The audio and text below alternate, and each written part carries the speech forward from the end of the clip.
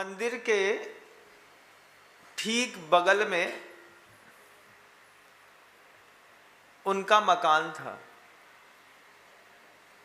सुबह सुबह सो करके उठते, नहाते धोते, नीचे पान की दुकान थी। नहाया धोया, सो करके उठे, घर में चाय नाश्ता किया, उसके बाद नीचे दुकान में उतरे तो सबसे पहले गुटखा दबाया। गुटखा दबाया और सीधे अपनी दुकान चले गए। मंदिर बगल में है, लेकिन कई लोगों की जीवनचर्या ऐसी बनी रही। दूसरे दिन भी देखा, तीसरे दिन भी देखा, फिर देखा कि पड़ोस में और भी ऐसे लोग हैं जिनके मकान के बीचों बीच में मंदिर है। कई बार ऐसा होता है, मंदिर बीच में रहता है और जैन समाज के लोग धीरे धीरे करके पूरा का पूरा मंदिर घेर लेते हैं। चारों तरफ जैनी जैन, जैनी जैन, जैनी जैन, बहुत अच्छी बात। लेकिन जिसकी मैं बात कर रहा हूं वो मंदिर के ठीक बगल से रहता था और मंदिर से उसको कोई मतलब नहीं। अभिषेक कर लो, हमें का जो जरूरत नहीं है भैया, आज 14 के दिन भगवान की शांति धारा कर लो। नहीं, हमको कोई जरूरत नहीं है, तुम लोग के पुण्य कमजोर हैं, तुम जाओ, हमारा मजबूत है। इस तरीके से लगातार जिनेंद्र भगवान की जिनकुल में आने के बाद उपेक्षा करता रहा। जिनेंद्र भगवान के कुल में आया और मंदिर का घंटा बजता है जहां तक, और जहां तक उसकी आवाज जाती है वहां तक के लोगों का तो पक्का नियम होता है कि घंटा बजा है, हमको मंदिर जाना है। घंटे प्रभु का जब शांति धारा अभिषेक होना होता है उसके 10 मिनट पहले कोई व्यक्ति 5 मिनट तक घंटा बजाता है। अभिषेक होना है 7:10 पे, 7 बजे हमने घंटा बजाया, 6:55 पे घंटा बजाया 5 मिनट तक। 5 मिनट तक घंटा बजाने पर धीरे धीरे धीरे करके रिदम जो है वो पूरे गांव में फैलने लगती है। घर घर तक आवाज जाती है। किस बात की? भैया 6:55 हो गए, जो घंटा बज रहा है, 10 मिनट बाद प्रभु जी का अभिषेक होने वाला है। 10 मिनट बाद प्रभु जी का अभिषेक होने वाला है, उसके पहले घंटा बजाया, बाद में बजाई घंटी मंदिर के अंदर। पहले तो बड़ा घंटा होता था ना, उस बड़े घंटे को अभिषेक से 10 मिनट पहले बजाओ। 10 मिनट में सराउंडिंग एरिया में रहने वाले जितने भी माँ बहनें पुरुष हैं सब सामूहिक रूप से प्रभु जी का अभिषेक देखने, प्रभु जी का अभिषेक करने उपस्थित हो जाते हैं। ये जैन समाज की एक व्यवस्था रही है। लोगों को एते तेति त्वरितम ज्योतिर्व्यंतर दिवो कशा भवन मुझ, नंदीश्वर भक्ति में पढ़ते हैं, देवों के भी देव यहाँ हैं, शीघ्र पधारो आओ जी। वो घंटा कहता है शीघ्र पधारो, आओ जी, आओ जी, आओ जी। तो वो घंटा बजाने वाले का भी एक अपना उत्साह रहता है कि अपन सारे साधर्मियों को बुला लें। बुलाते थे, कभी उसके घंटे की आवाज उसके कान पे नहीं गई। वो आया, नहाया धोया, नीचे एक दुकान है, गुटखा खाया, नहीं तो जेब से निकाला माड़ी चंद, नहीं तो वो घिसने वाला रगड़ा, चलते बने। कहा पड़ोसी ने भैया अष्टमी है, पूजा कर लो। हमें का जो जरूरत नहीं है, पूजा वूजा तुम लोग करो। ठीक है, 14 के दिन नहीं होना।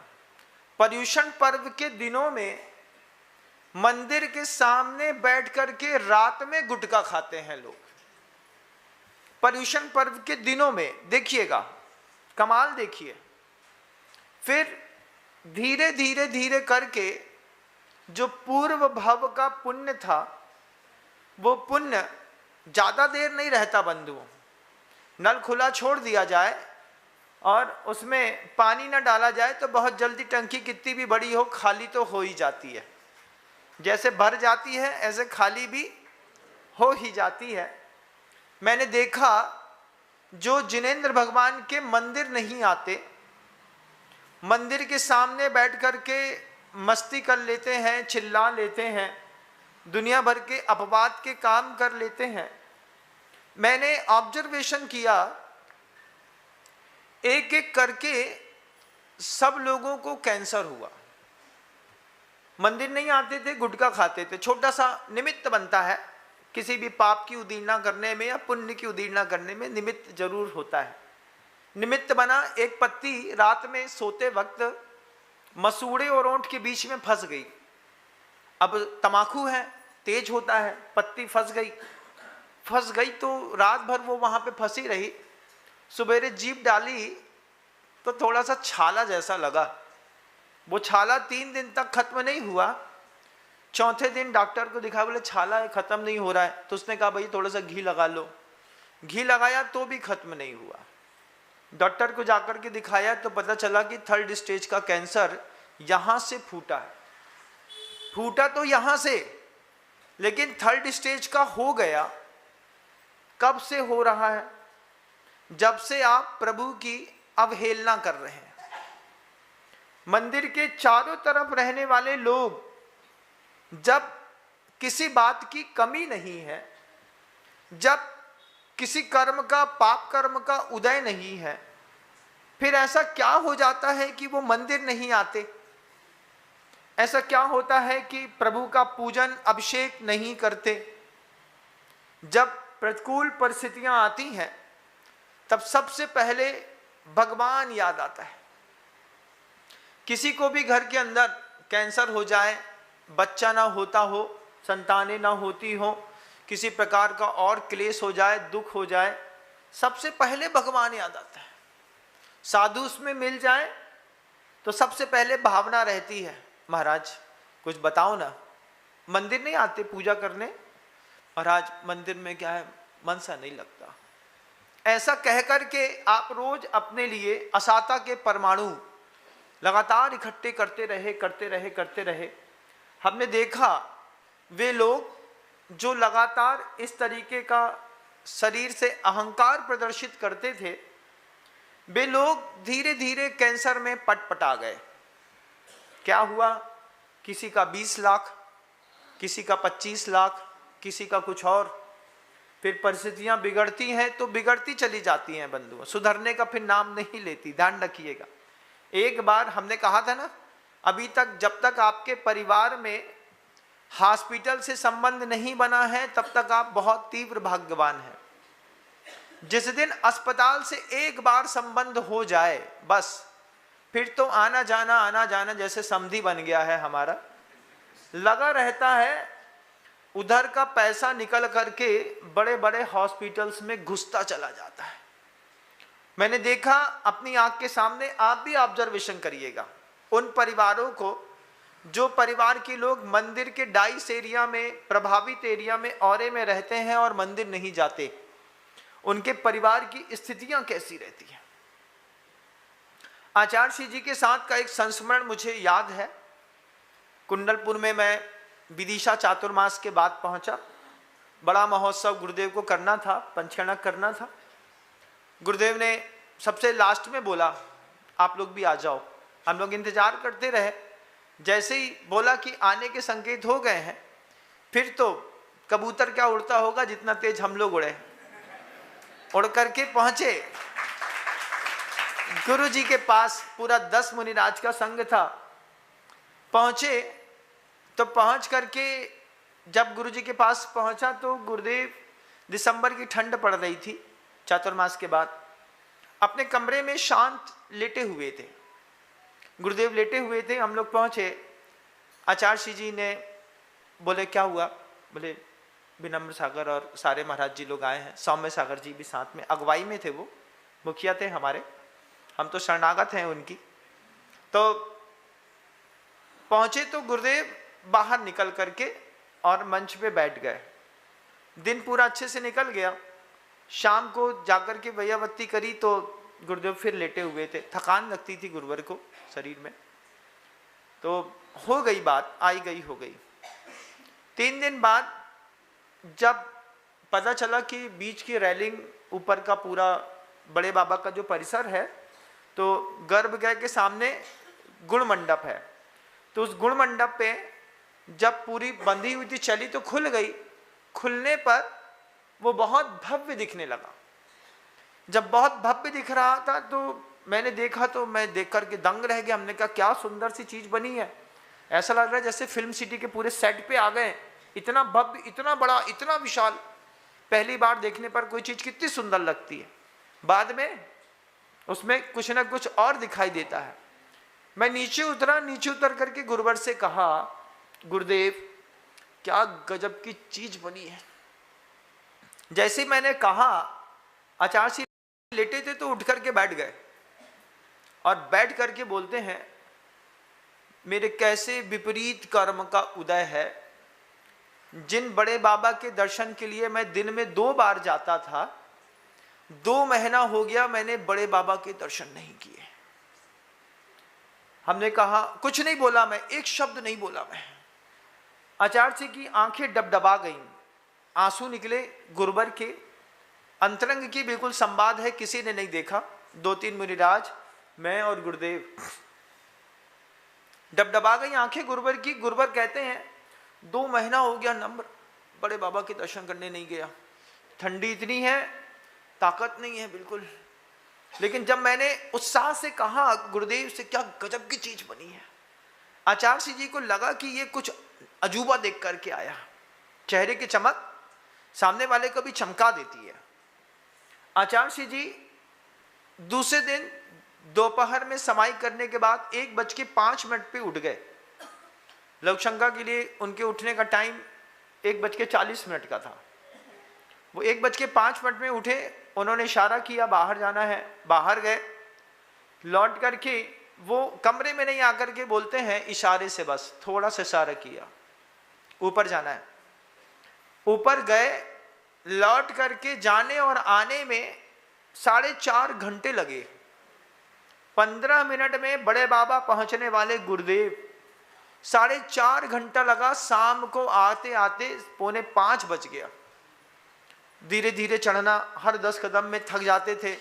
हार्ट थोड़ा कम काम कर रहा था, कम क्या, सिर्फ 30% ही काम कर रहा था। और गुरुदेव ऊंचाई पर चढ़ते तो धक्का लगता, वजन लगता है यहाँ पे। धीरे धीरे चढ़े, पूरा देखा, नीचे उतरे। उतर करके बोलते हैं, धन्य हो गया मैं बड़े बाबा को देखकर। गुरुवर का वह शब्द जब नीचे आए, मैंने कहा, आचार्य जी आज आप पूरे दिन ठंडी में चलते रहे। बोले, वो कल शाम को आपने कह दिया था क्या भव्य बना है। तो मैंने कहा, एक बार मैं भी तो भव्य देख लूं क्या बना है, दिव्य देख लूं, भव्य देख लूं। गुरुवर के मन के अंदर भाव आया। फिर नीचे आकर के फिर गुरुदेव वही उद्बोधन देते हैं कि जब प्रतिकूल कर्म का उदय आता है ना, तब भगवान की कीमत पता चलती है। आप लोगों को तो कुछ नहीं है महाराज, सुबह दोपहर शाम जब चाहते हैं 15 मिनट में 4 जंप मारी और ऊपर पहुंच गए, नीचे आ गए। लेकिन हमसे पूछो, जो बड़े बाबा के अनन्य भक्त हैं, वो कह रहे हैं, हमसे पूछो 2 महीने से हम कुंडलपुर में हैं और हम बड़े बाबा के दर्शन नहीं कर पाए। आज आप सबको अवसर है, प्रभु के गर्भगृह में आप प्रवेश कर सकते हैं, अभिषेक कर सकते हैं, पूजन कर सकते हैं। आचार्य जी ने कहा कि बताओ लक्ष्मी की प्रसूति का स्थान कहाँ है। लक्ष्मीपति तो कुछ कोई भी हो सकता है, लक्ष्मी पैदा कहाँ पे होती है, उसका प्रसूति स्थान लक्ष्मी का कहाँ पे। तो कहते हैं जिनेंद्र भगवान के गर्भगृह में लक्ष्मी का प्रसूति स्थान होता है।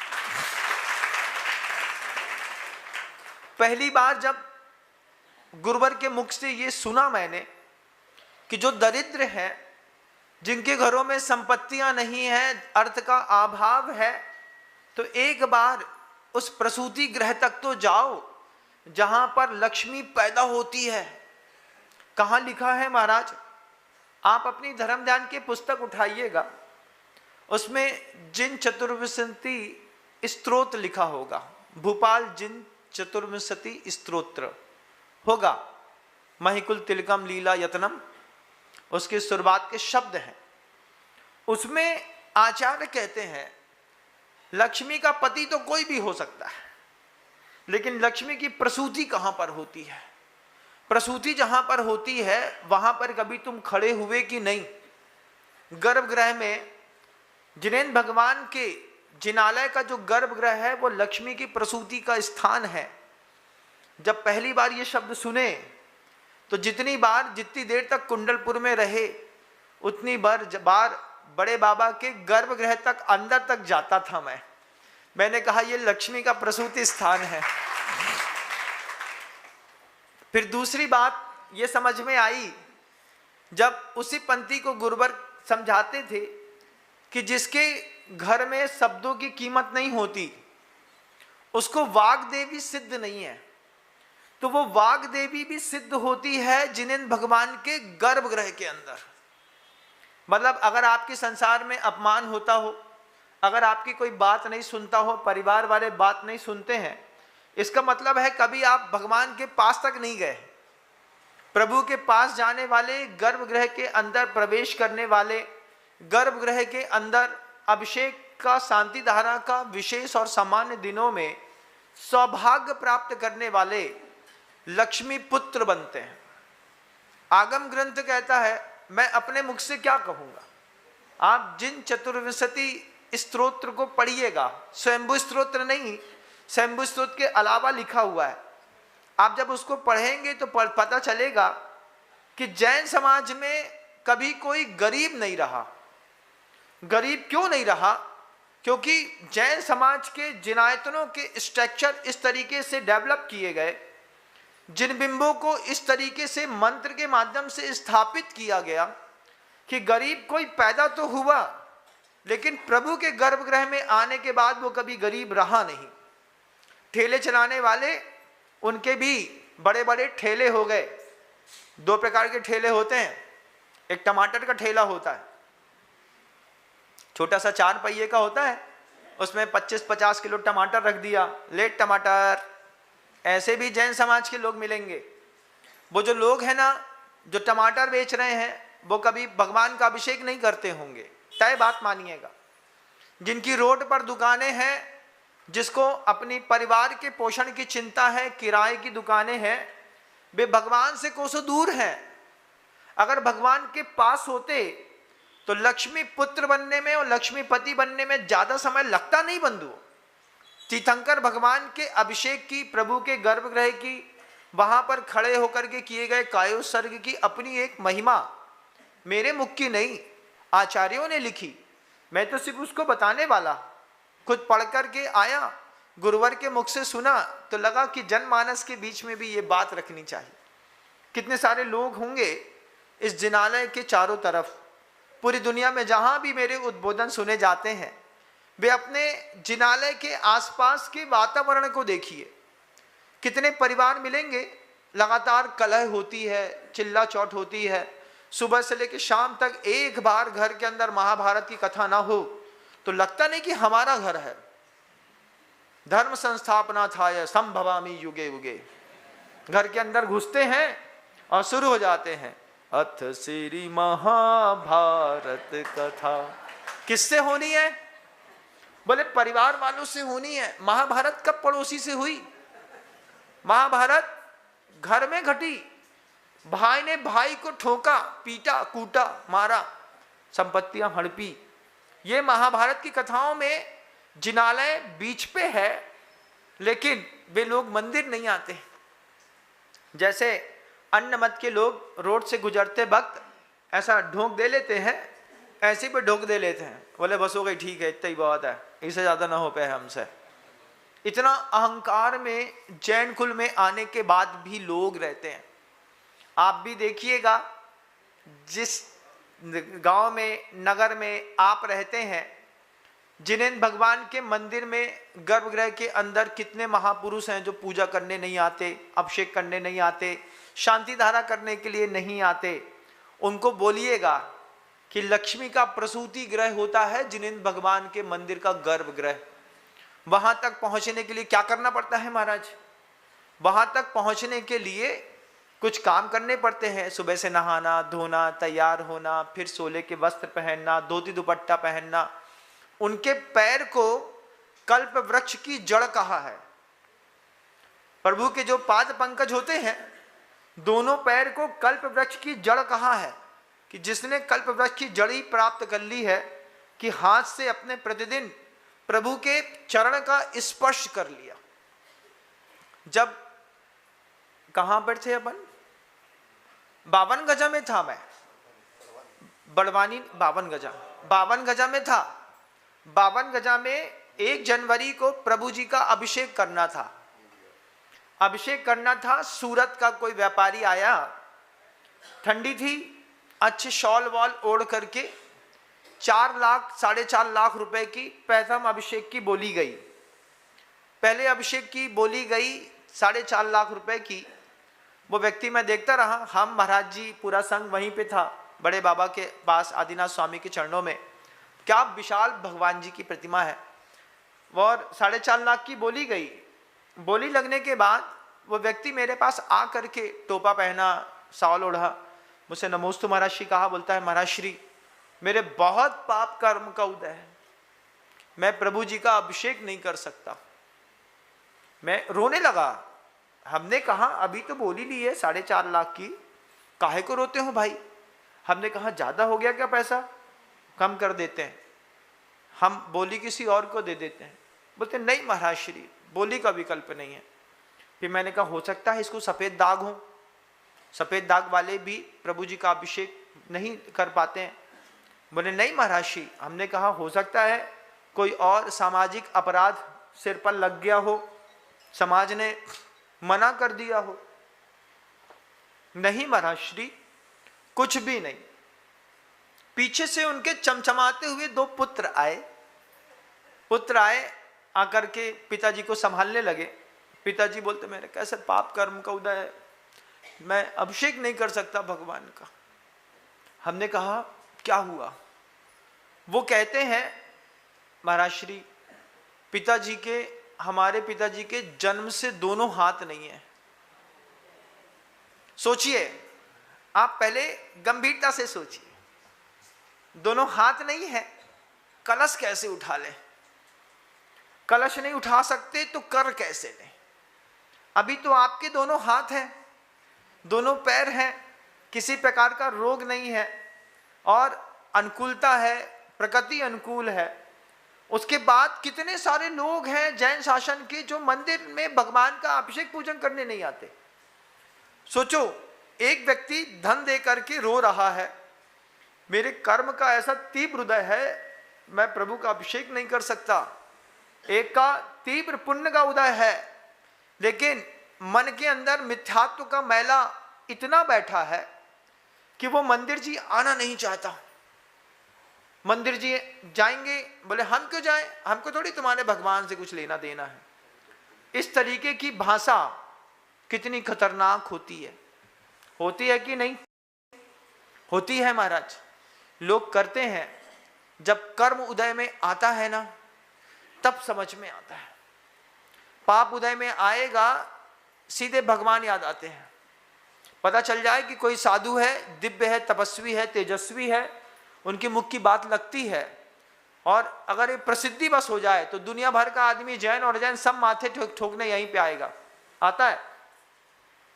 आप बताइए गुरुदेव कैसा कर सकते हैं, क्या कर सकते हैं? वहां पर ग्रंथ में लिखा, किसी के घर में उसकी या उसके परिवार की, किसी व्यक्ति की ना परिवार में ना समाज में कीर्ति नहीं है, तो कीर्ति वहीं मिलती है।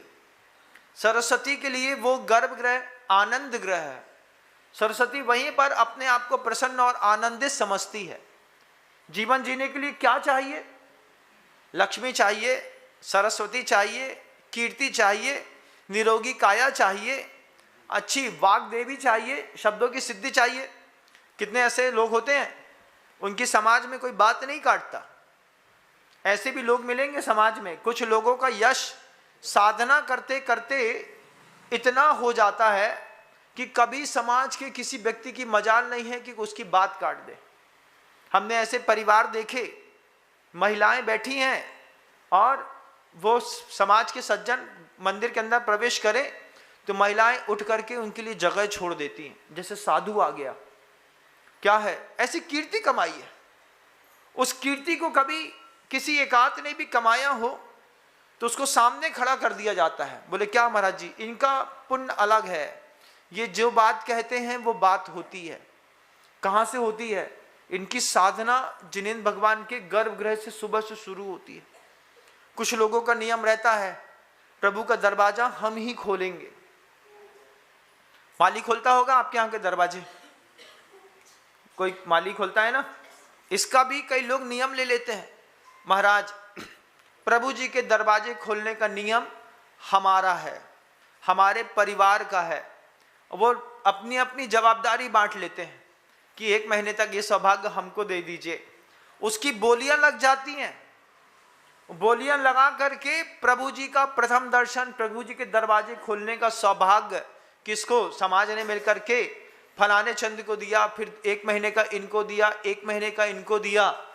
ऐसे 12 महीनों के 12 परिवार पुण्यार्जक बनते हैं। कई जगह जहां पर समाज बड़ी होती है तो यही सौदे पक्ष के होते हैं।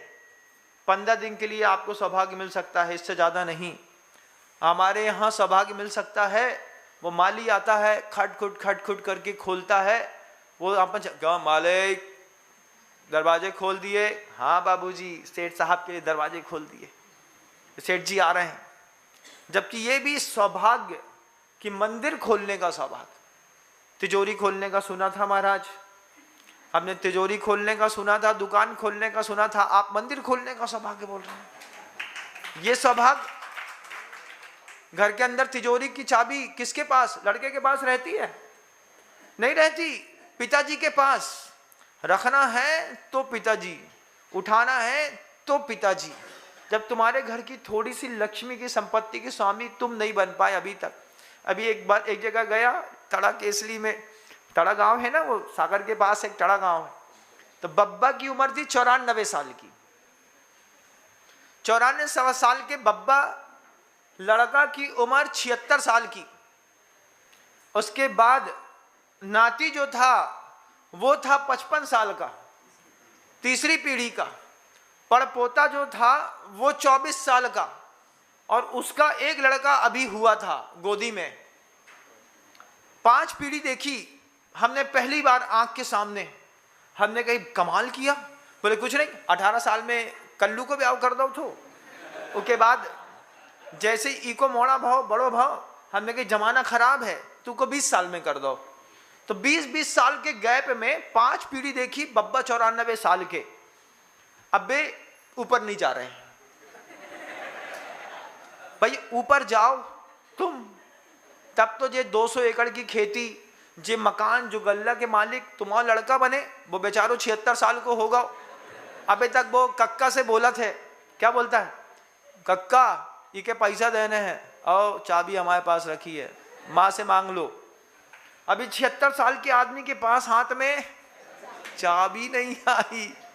वो लड़का पैदा हुआ जो, वो बोलता है मैं कितना भागा हूं, अभी मेरे पापा, मेरे बब्बा, मेरे पर बब्बा, कोई मालिक नहीं है, सब नौकर है। मालिक कौन है? बोले 94 साल के हैं, बेसटक नहीं रहे। मैं गया, आहार हुए, परिवार के सदस्य बब्बा को उठा करके ले आए हमारे सामने। हमने कही काय बब्बा? बोले हाँ महाराज। बोले कब जाने? बोले बुलावा ही नहीं आता महाराज जी वहां पर। अब जब बुलावा नहीं आता तो क्या जाए हम वहां पे। फिर हमने कही धीरे से, जाओ बहुत टाइम हो गया है। तो उतने ही धीमे से बोलते हैं, उतनी जगह खाली नहीं है हमारे। हमने कही यहीं रहोगे? बोले अभी तो यहीं है महाराज, अभी नहीं जाने वाले हैं। वे नहीं गए 97 साल तक।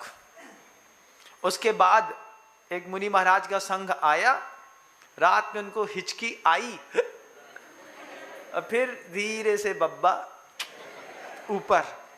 अभी आपके परिवार में भी ऐसे लोग होंगे, सोचो, जिनके हाथ में चाबी नहीं आई।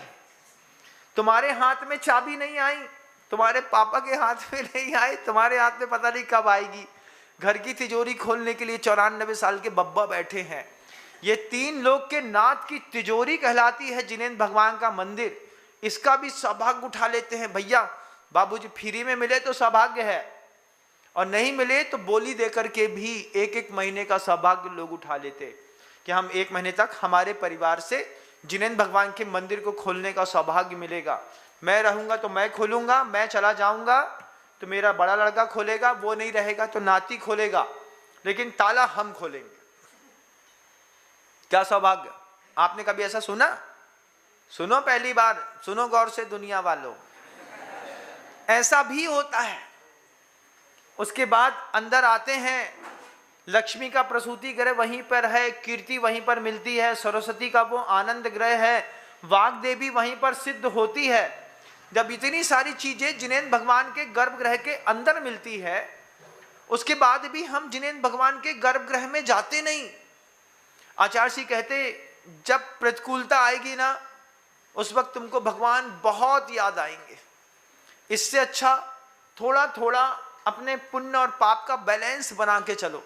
दिन भर हिंसा, झूठ, चोरी, कुशील परिग्रह में लगा हुआ आदमी सुबह 1 घंटा जिनेंद्र भगवान के सामने अपनी हाजिरी दे दे, शाम को आकर के 15-20 मिनट 25 मिनट हिसाब किताब कर ले। शाम को 7:30 बजे के बाद सबके जगह, हमारे घर में ऐसा ही होता था कि दुकान में दिन भर बहुत व्यस्त, कचड़ा हो गए बिल्कुल, इधर पसीना, इधर से ये वो गर्दा डस्ट। किराने की दुकान, पल्लेदारी पूरी होती है, पल्लेदार ना मिले तो मालिक पल्लेदार से कम नहीं होता। हाँ, अब बोले 50 किलो चना की दाल चाहिए, अब पल्लेदार नहीं है, कोई बात नहीं, हम ही अपने कंधे में उठा लेते हैं। उठा के लाए पटके, शाम को गल्ला गिनने में मजा आता है। क्या पेटी रखी रहती थी, अब वो पेटी को दिन भर में 4 बार खाली करते थे। अब 4 बार खाली कर लो, अब शाम को घर में पहुंचो तो डबल बेड का चादर बिछाओ, उसमें पन्नी ऐसे उड़ेल दो। ऐसे ही होता है कि नहीं? ऐसे ही होता। और घर भर के लोग लग जाते। 1 रुपए वाला अलग था, 2 रुपए के नोट गिनने वाला अलग था, 5 वाली बुआ थी, 10 वाली मम्मी थी, 50 वाले चाचा थे, 100 वाले पापा थे। और उस समय 500 का नोट शुरू हुआ था जब मैं था। तो सबको अपने अपने स्टैंडर्ड के हिसाब से नोट की गड्डी गिनने के मौके मिलते थे। हमारी जिंदगी में हमेशा 2 रुपए का सड़ा नोट आया। पहले पुराने 2 रुपए के सड़े नोट चलते थे ना, इधर से टेप लगा, इधर से टेप लगा। हमने एक बार गड्डी गिन करके फेंक दी। हमने कहा हम नहीं गिनेंगे 2-2 रुपए के नोट, हम जब देखो तब हमको 2 रुपए का नोट गिनने को बोल देते हो। तो फिर हमने अपना स्टैंडर्ड बढ़ाया, हमने कहा हम 10 रुपए का गिनेंगे। पिताजी बोलते हैं चलो 10 का गिनो। 2 का नोट पिताजी ने गिन लिया। अब बहुत पना जिंदगी का, फिर वो गड्डी गिनने का मजा आता है वहां पर। अब 10 रुपए का नोट की पहली बार जब मैंने गड्डी बनाई तो ऐसा लगा कि जैसे बिल्कुल सेठ साहब हम ही हैं, हमारे अलावा कोई सेठ साहब नहीं है। पिताजी हंसते रहे, देखते रहे, वो बच्चा है धीरे धीरे बड़ा हो रहा है, सड़े नोट पे हाथ नहीं लगाना चाहता है। कर दिया काम। अब ऐसे कितने घर होते हैं, संपत्ति देखते देखते इधर से उधर चली जाती है। क्यों? उधर का आदमी इधर नहीं आता, इधर आना जरूरी है। दुनिया भर के जहां जहां तक उद्बोधन जा रहा है, सबसे कहना चाहता हूं, सबसे पहले ऑब्जर्वेशन करिए कि मंदिर जी के परिकर के आसपास रहने वाले कितने परिवार, कितने पुरुष ऐसे हैं जिनके पास सब है, लेकिन उसके बाद भी वो मंदिर में भगवान का अभिषेक करने सुबह नहीं आते। विशेष अवसरों पर विशेष रूप से अनुपस्थिति दर्ज कराते हैं। आज महाराज जी वहां पे विधान है, हम नहीं जाते विधान में भैया, हमको अच्छा नहीं लगता है। क्यों? तुमको अच्छा क्यों नहीं लगता है? जब चक्रवर्ती आ सकता है तो तुमको जाने में काय की अपराध है, क्या बुरा लगता है? लेकिन नहीं आते कई लोग। इनके घरों में जब विपत्तियां आती हैं तो जितने रोम छिद्र है ना शरीर से, हर छिद्र से विपत्ति प्रवेश करती है बंधु। आचार्य जी ने कहा, प्रतिकूलता विपरीतता में भगवान बहुत याद आता है। सबसे अच्छी कोशिश करो कि जिंदगी भर भगवान की ऐसी निर्दोष भक्ति करिए कि जिसके माध्यम से जीवन में कभी प्रतिकूलता ही ना आए। भावना होती है। एक और नया शब्द आपके सामने रख रहा हूं। हम लोग कुंडलपुर में जब पंचकल्याण कर रहे थे तो पंचकल्याण करने में प्रभु जी का नेत्रोन्मीलन का एक उपक्रम होता है। काजल से प्रभु जी के आंख को ऐसे नेत्र को उन्मीलित किया जाता है। तो उसके लिए 7 लाइन का इतना बड़ा मंत्र था, नेत्रोन्मीलन मंत्र। अब वो मंत्र हमारे सामने धर दिया।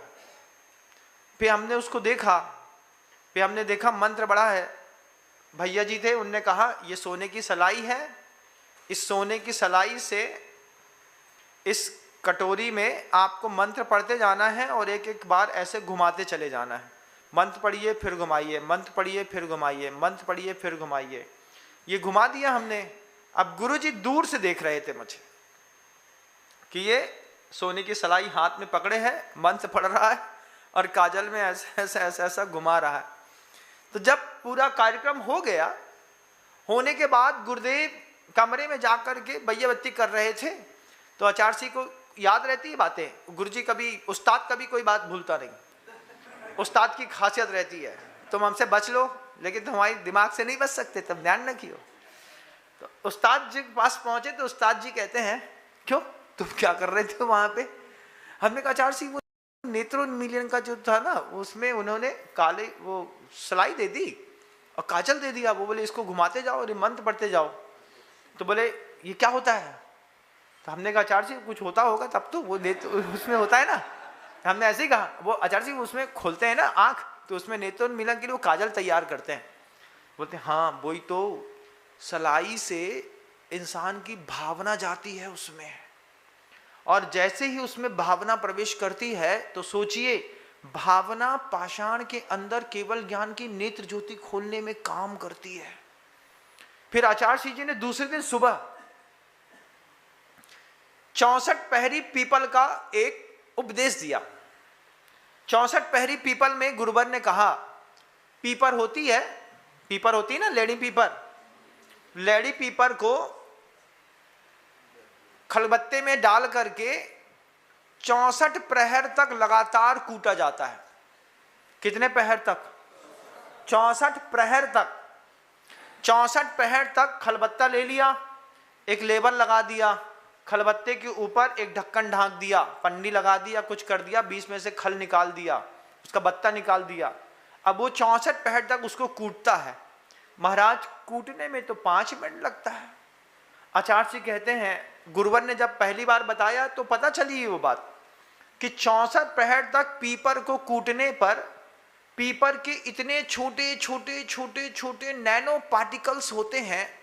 उन नैनो पार्टिकल्स में इतनी पोटेंशियल स्पीड बढ़ती चली जाती है। आयुर्वेद वाले इस बात को बहुत अच्छे से जानते हैं। सतकुटी पीपल होता है, सहस्कुटी पीपल होता है, 64 पहरी पीपल होता है। एक ऐसा पीपर है जिसको 100 चोट मारी है। 100 चोट मारने वाली पीपर जो है वो वात की प्रकृति में काम आती है। सहस्कुटी पीपल जो है किसी के पित्त प्रकृति हो और पित्त खराब हो गया हो, विकृत हो गया हो, तो सहस्कुटी पीपर का प्रयोग करते हैं। और 64 पहरी पीपर जो है विशेष महारोग जब शरीर में हो जाते हैं, ब्लड में पूरा इन्फेक्शन फैल जाता है, तो उसमें 64 पहरी पीपल का प्रयोग करते हैं। तो वो 64 प्रहर तक, एक प्रहर कितने घंटे का होता है? 3 घंटे का।